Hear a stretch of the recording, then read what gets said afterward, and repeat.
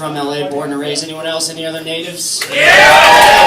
Wow, are you? Wow, okay. I don't know, I might be the most LA person you'll ever meet. My mom's an actress, my dad's a yoga teacher, and I have an avocado tree. It's all true, I swear. Because I was born to an actress and yoga teacher, when I was a kid, I was like, being an adult looks easy. My mom plays pretend, my dad goes to work in sweatpants, and apparently you don't need money. We were poor. Super poor. My dad would teach yoga classes to hippies who would pay him with bags of lemons from their tree. Which is how I learned the phrase, when life hands you lemons, you wish you had a regular dad. That's how I learned that one. I also knew we were poor because my mom was kind of a hoarder, just a little, she did a lot of stuff, just very poor mentality. Like to give you an example, there's like this famous picture of all of Gandhi's material possessions, and it's like 5 things. Yeah, my mom had like 20 posters of that picture. That's how you know you have a problem, you know? I'm an elementary school substitute teacher. That's the thing I do for, yeah, okay. I'll take some, sure, I'll take it, yeah. But, you know, if I liked it, I wouldn't bring it up, you know what I mean? The thing is, it's kids, you see? It's all day I'm around kids. Kids will just come up and say stuff to you. The other day, this kid told me I had a small face. So now I have that new insecurity. He was like, you have a small face. And I was like, that'll stay with me forever. Thank you. Good morning to you, too. Kids, they're always coming up to you with stuff. They're coming up to you with problems, but it's because they want to get out of class, you know? And what you got to do is you got to one-up their problems. They don't know what to do with that.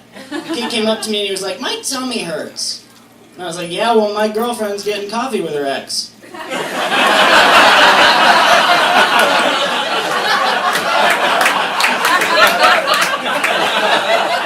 How do you think that makes my tummy feel? Just sat right down. Just sat right down.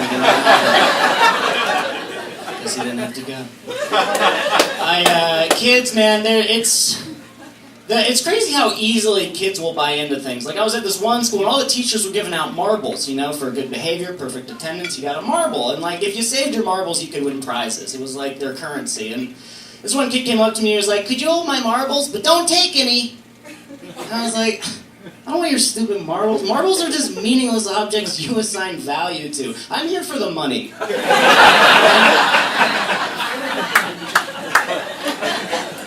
Another thing about kids, their worlds are, a child's world is so small. Like, I taught this kindergarten class, and I went back a year later and taught the same class, all as first graders, and they all remembered me. Like, as soon as I walked in, they're like, hi, Mr. H. Like, not a day had passed. They all remembered me. And it's not because, like, I'm a good teacher or a bad teacher or a fun teacher or a mean teacher, but it's because I'm literally the 11th person they've ever met.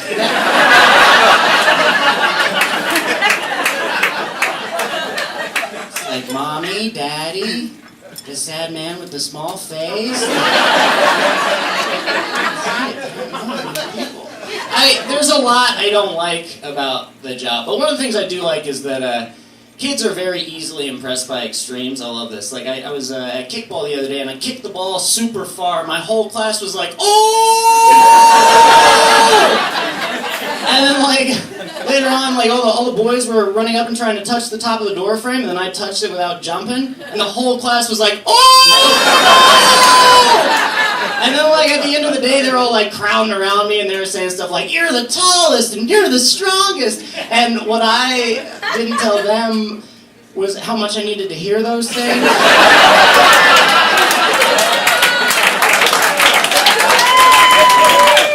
It also made me the saddest. Another thing I like is that at these schools there's like a bunch of like inspirational and motivational like quotes like printed on posters and painted on walls, and I like that. I think kids should be surrounded by positivity, and you know, a lot of the quotes are like follow your dreams and never give up and stuff like that. But I saw one the other day that said, We must be willing to let go of the life that we have planned so as to have the life that is waiting for us.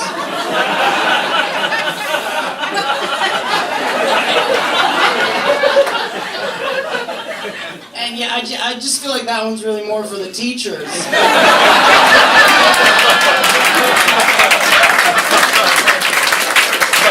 Definitely let go of the life I've planned.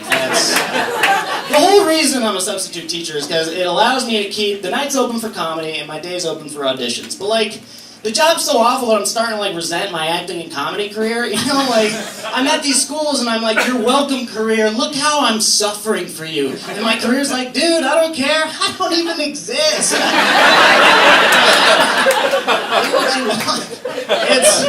This business, man. There's too many rejection. There's too much rejection. Like, let me get the word out. Too much rejection, in case some of you thought that was a cliffhanger. The other day, I realized I didn't get the word out. I didn't want somebody to be too much rejection. The other day, my car had an audition. My car. This is true. I had to go to a casting office and show a casting director pictures of my car.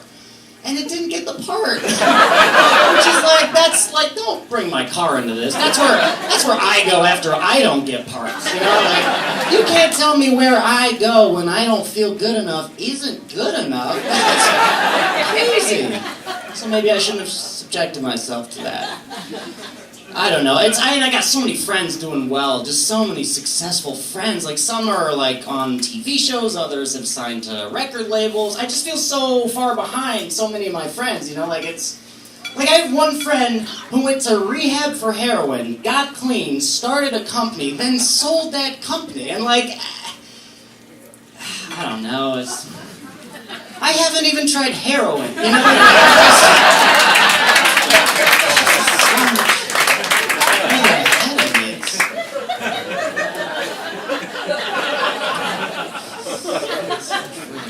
It's crazy.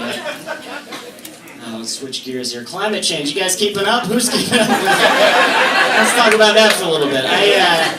There's a sequel to An Inconvenient Truth. I don't know if you guys saw the trailer. Saw it?